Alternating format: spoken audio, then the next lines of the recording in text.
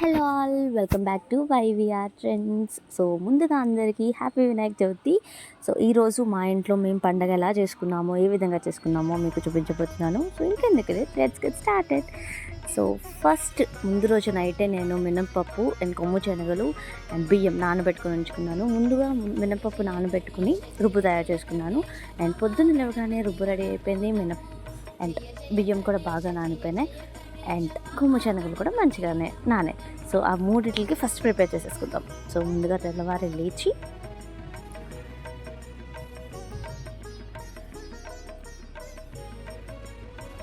So ఈరోజు నేనే అనమాట వేసాం ముగ్గు. సో అందుకే చూపిస్తున్నా. అండ్ నైట్ నానబెట్టుకున్న బియ్యాన్ని కొంచెంసేపు ఆరబెడదాం. సో ఒక 30 minutes ఆరిన తర్వాత బాగా ఆరిపోతాయి. సో ఆరిన తర్వాత మనం దీన్ని ఇలాగా మిక్సీ పట్టేసుకొని గ్రైండ్ పెట్టేసి దాన్ని జల్లించుకుందాం. దాని తర్వాత నైట్ అంతా నానిన కొమ్ము శనగలకి బాగా వాష్ చేసుకొని ఒక 1 tablespoon సాల్ట్ వేసి ఒక దానికి మునిగేంత వరకు వాటర్ వేసుకొని మనం దాన్ని ఒక 8, 9, 10 ఒక 10 విజిల్స్ వరకు వేసుకుంటే మంచిగా ఉడికిపోతాయి. సో అది ఒక పొయ్యి మీద పెట్టేసుకుందాం. అండ్ ఇంకొక దాని మీద మనం కుడుములు పెట్టుకుందాం. సో వినాయకుడికి కుడుములు అంటే చాలా ఇష్టం కదా. సో దానికోసం మనం ఈజీగా అయిపోవాలి కదా తెల్లవారే. సో దానికోసం మేము ఇడ్లీలే కుడుముల్లాగా చేసి పెడుతున్నాం. సో ఇది కోసం 1 type ఆఫ్ వెరైటీ అనుకోండి. సో ఈజీగా అయిపోవడానికి కోసం మనం చిన్న గ్లాస్ టీ గ్లాసెస్ ఉంటాయి కదా, దాంట్లోనే చిన్న ఆయిల్ అప్లై చేసి ఒక సగానికి పెడితే అది పొంగుతుంది కదా. సో దానికి సగానికి వేసుకొని ఇడ్లీ పాత్రలోనే ఇలా వేసుకుందాం. సో పైన నేను ఇడ్లీలు పెట్టుకున్నాను. సో ఒక 10 minutesలోనే ఈ 2 అయిపోతాయి. సో అయిపోయిన ఇడ్లీని మనం పక్కకు పెట్టేసుకుందాం. సో ఇలాగా పెసరపప్పు నేను కొంచెం నానబెట్టుకున్నాను, లాస్ట్లో మనం వేస్తాం కదా. అండ్ నెక్స్ట్ ఇప్పుడు పప్పు కోసం పెసరపప్పుని ఒక చిన్న టీ గ్లాస్ కప్పుని నేను బాగా వాష్ చేసుకొని అందులో కొంచెం అది మునిగేంత వరకు వాటర్ వేసి స్టవ్ మీద పెట్టుకున్నాం. అది ఒక 10-11 విజిల్స్ వచ్చేంత వరకు మనం ఉంచుకుందాం. సో ఇప్పుడు పొయ్యి మీద పరవన్నం కోసం నేను ఒక 3 glasses పాలకి ఒక 2 glasses అలా వాటర్ వేసుకొని పొంగినంత వరకు ఉంచి దానికి నేను ఒక 1 glass వరకు బియ్యాన్ని వేసుకున్నా. బాగా వాష్ చేసుకున్న బియ్యం వేసుకున్నా. సో బియ్యం వేసుకొని ఒక్కసారి కలుపుకొని అందులో ఒక 3-4 మనకి రుచికి సరిపడినంత బెల్లం వేసుకున్నాను. అండ్ వన్ మోర్ థింగ్, ఇంకొక దానికి మనం ఉండ్రాళ్ళు చేస్తాం కదా, ఉండ్రాళ్ళ కోసం నేను ఒక దాంట్లో ఒక 1 glass వాటర్ వేసుకొని అది బాయిల్ అయ్యాక అందులో ఒక 3-4 బెల్లం వేసుకున్నా. సో మీకు స్వీట్నెస్ ఎంత రుచిగా కావలిస్తే అంత, నాకు ఇంత సరిపోతుంది కాబట్టి మేము వేసుకున్నాం. సో అది బాగా బెల్లం కరిగిన తర్వాత సో ఒకసారి నేను కలుపుకున్నా. సో అది బాగా బెల్లం కరిగిన తర్వాత ఇప్పుడు మనం ఈ పిండి ఉంది కదా, ఆ పిండి కొంచెం మనకి ఎంత కన్సిస్టెన్సీ వచ్చిందో అంతవరకు వేసుకుంటే సరిపోతుంది. సో ఇలా రావాలి అన్నమాట. ఈలోపు పరవన్నం అలా మెల్లిగా ఉడకనివ్వండి. ఇది ఎంత మెల్లిగా ఉడకనిస్తే అంత మంచిగా అవుతుంది. సో ఈ కన్సిస్టెన్సీ సరిపోతుంది. సో ఉండ్రాళ్ళ కోసం ఇదైతే రెడీ అయిపోయింది. సో దీన్ని మనం ఉండలు చుట్టుకుంటే సరిపోతుంది.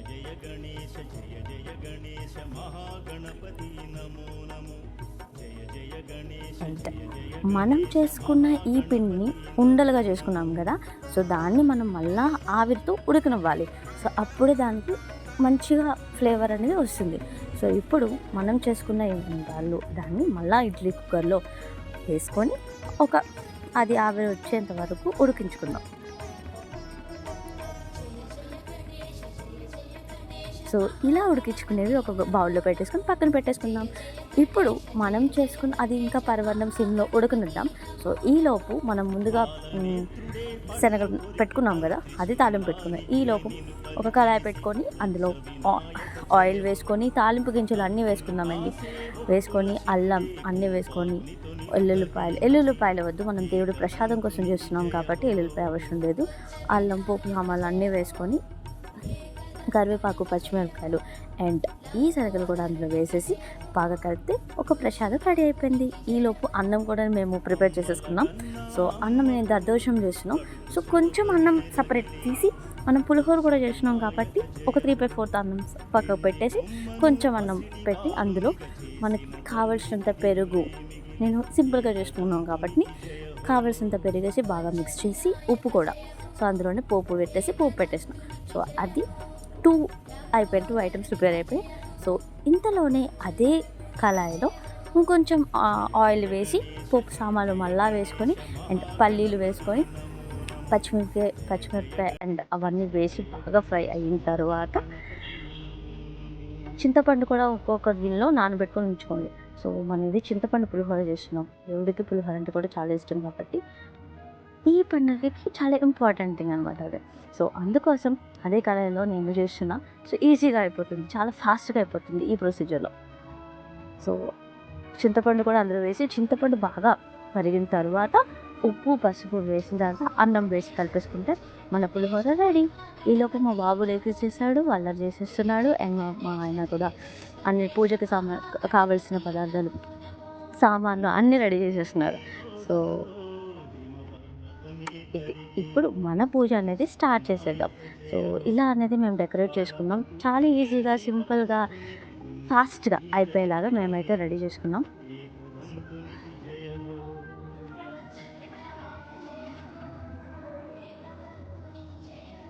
సో మేము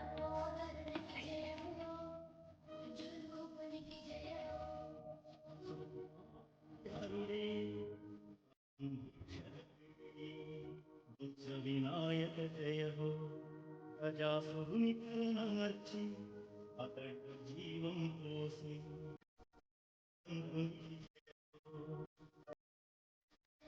మేమైతే చేసాము పులిహోర, పరవన్నం కూడా రెడీ అయిపోయింది, కొమ్ము శనగలు, దద్దోజనం అండ్ ఉండ్రాళ్ళు మిస్ అయిపోయినాయి, అది కూడా ఉంది. సో ట్రిప్ మిస్ అయింది, సారీ. ఇప్పటి నుంచి డెకరేషన్ అది స్టార్ట్ అయిపోతుంది అండ్ పూజ కూడా స్టార్ట్ అయిపోతుంది. నమో నమో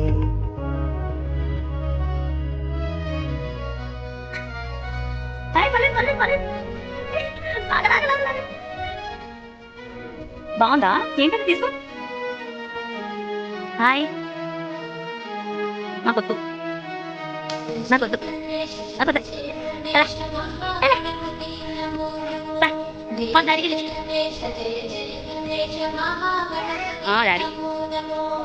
ఇంగు తలను వెంట నిడుపుని ప్రమథగణం వేంచేసి ఉత్స వినాయక జయ హో మానవ దేహము గజము శిరస్సుతో వినాయకుడిగా ఆకృతి దాల్చి అంకుని జయ హో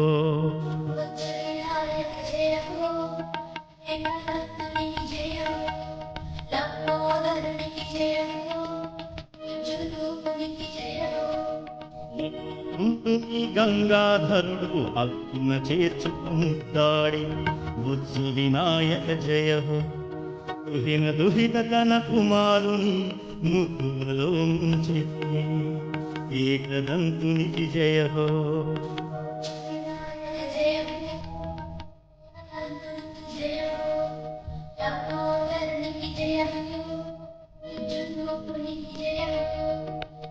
జయ గణేశ జయ జయ గణేశ మహాగణపతి నమో నమో జయ జయ గణేశ జయ జయ గణేశ మహాగణపతి నమో నమో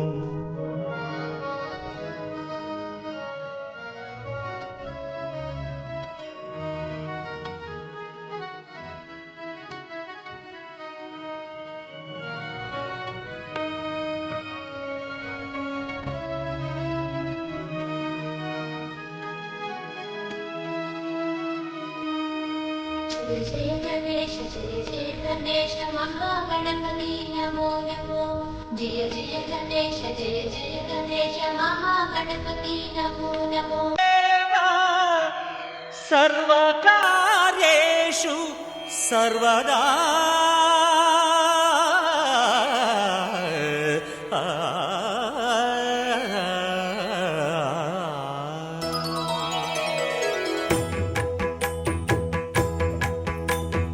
జయ జయ శుభకర వినాయక శ్రీకాణిపాకవర సిద్ధి వినాయక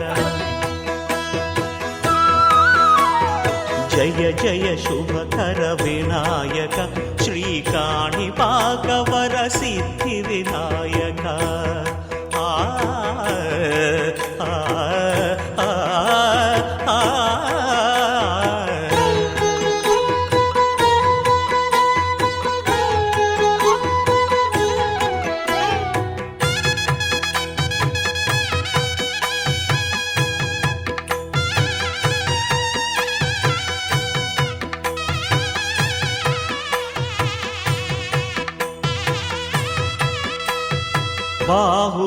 నదీ తీరములోన బావిలోన వెలసిన దేవ మహిలో జనులకు మహిమలు చాటి ఇహ పరముల నిడు మహానుభావ ఇష్టమైనది వదిలిన నీకడ ఇష్ట కామ్యములు తీర్చే గణపతి కరుణను పురియుచు వరములను సగుచు నిరతము పెరిగే మహాకృతి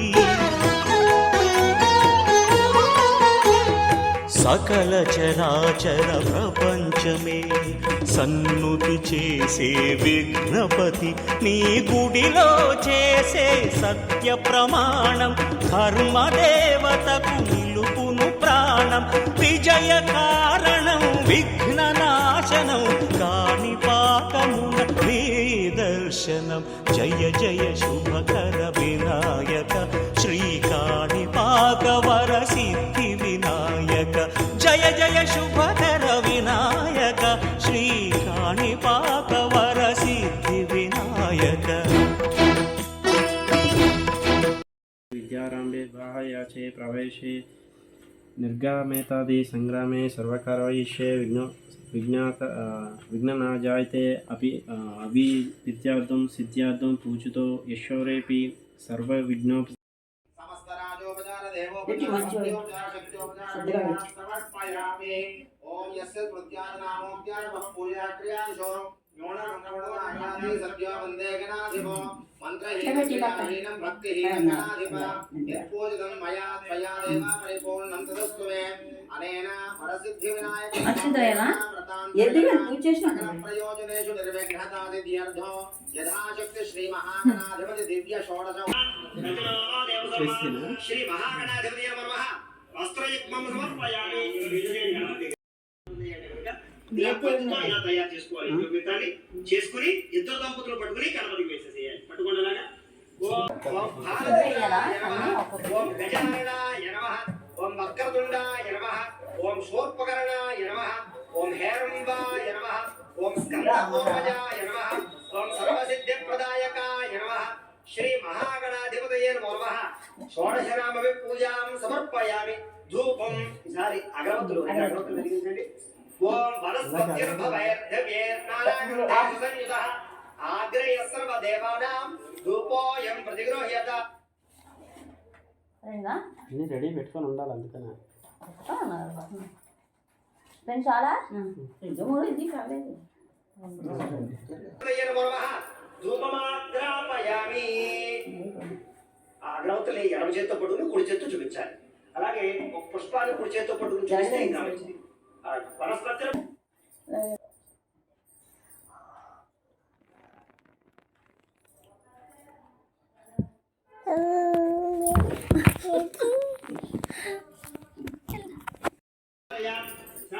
పుష్పాలు స్థలం వేసే పట్టు నమస్కారం చేయండి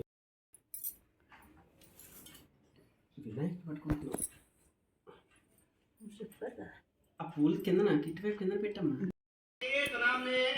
సోదర మిత్రాయ వరుణాయ వాయవే బృహస్పతయ మధుమాగోదాభ్యః ఈసారి మామూలు నీళ్ళు కూడా సుముఖాయ నమః మాచీపత్రం పూజయామి ఓం గణాధిపాయ నమః బృహతీపత్రం పూజయామి ఓం ఉమాపుత్రాయ నమః బిల్వపత్రం పూజయామి ఓం గజాననాయ నమః దూర్వయుక్తం పూజయామి ఓం హర్షోరవే నమః దత్తోర్పత్రం పూజయామి ఓం లంబోదరాయ నమః బదరీపత్రం పూజయామి ఓం గుహాగ్రజాయ నమః అపామార్గపత్రం పూజయామి ఓం గజకర్ణికాయ నమః తులసీపత్రం పూజయామి ఓం ఏకదంతాయ నమః శూతపత్రం పూజయామి ఓం విగతాయ నమః కరవీరపత్రం పూజయామి ఓం భిన్నదంతాయ నమః విష్ణుక్రాంతపత్రం పూజయామి ఓం వటవే నమః దాడివీపత్రం పూజయామి ఓం సర్వేశ్వరాయ నమః దేవదారుపత్రం పూజయామి ఓం సింధువారపత్రం పూజయామి ఓం శూర్పకర్ణాయ నమః జాజిపత్రం పూజయామి ఓం సురాగ్రజాయ నమః గంధకీపత్రం పూజయామి ఓం గణపత్రాయ నమః శమీపత్రం పూజయామి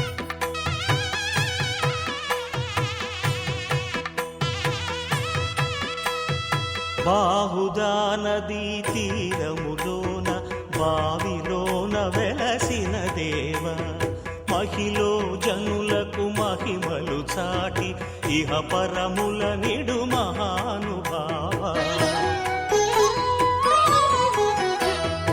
ఇష్టమైనది వదిలిన నీకడ ఇష్టకామ్యములు తీర్చే గణపతి కరుణను పురియుచు వరములను సగుచు నిరతము పెరిగే మహాకృతి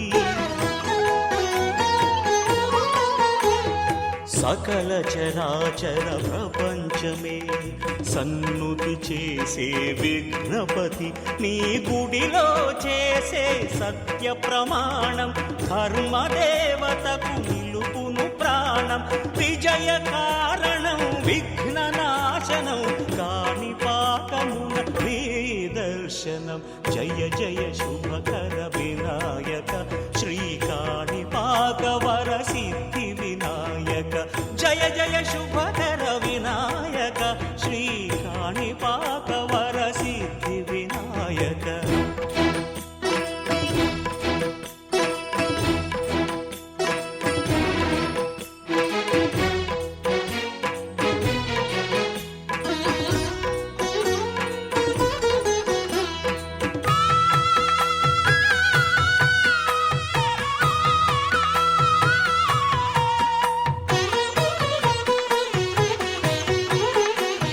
పిండి బొమ్మవై ప్రతిభ చూపి బ్రహ్మాండ నాయకుడి వైరావు మాతా పితలకు ప్రదక్షిణముతో మహాగణపతిగా మారావు